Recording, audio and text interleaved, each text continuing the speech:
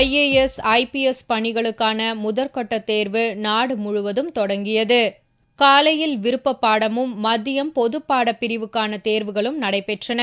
சென்னையில் 68 மையங்களில் இத்தேர்வுகள் நடத்தப்படுவதாகவும் இதில் 23,000 பேர் கலந்து கொள்வதாகவும் தேர்வு கண்காணிப்பாளர் தெரிவித்தார். சிவில் சர்வீஸ் தேர்வு சென்னை முழுவதும் நடக்குது. 68 மையங்களில் நடக்கு. அது எங்கள் பள்ளியில் ஒரு 293 ஸ்டூடெண்ட்ஸ் எழுதுகிறாங்க. மார்னிங் ஒரு 9:30 ஆரம்பிச்சிருச்சு, 11:30 முடியுது. ஈவினிங் ஒரு 2:30 to 4:30 முடியுது.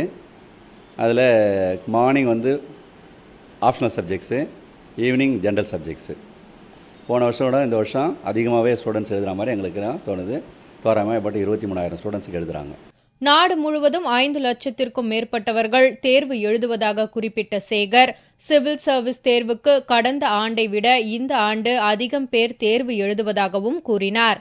மருத்துவம், பொறியியல் போன்ற படிப்புகள் படித்தாலும் மக்களுக்கு சேவை செய்வதற்காக இத்துறையை தேர்ந்தெடுத்ததாக சிவில் சர்வீஸ் தேர்வு எழுதியவர்கள் தெரிவித்தனர்.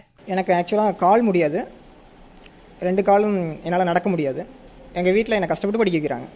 என்னோட முக்கியமான நோக்கம் என்னென்னா, இது மாதிரியான UPSC சிவில் சர்வீஸ் எக்ஸாம் எழுதி எங்கள் ஊர் மக்களுக்கு நல்லது பண்ணும். இதுதான் என்னோட ஆசை. பப்ளிக் அட்மினிஸ்ட்ரேஷன் மெயினாக எடுத்து பண்ணியிருந்தோம். ரொம்ப ஈஸியாக தான் இருந்துச்சு எக்ஸாம். IAS ஆகணுங்கிறது எனக்கு ஸ்கூல் படிக்கும்போதுலேருந்து என்னோட மெயின் ஆம்பிஷனாக இருந்துச்சு. பேப்பர் ரொம்ப ஈஸியாக இருந்துச்சு.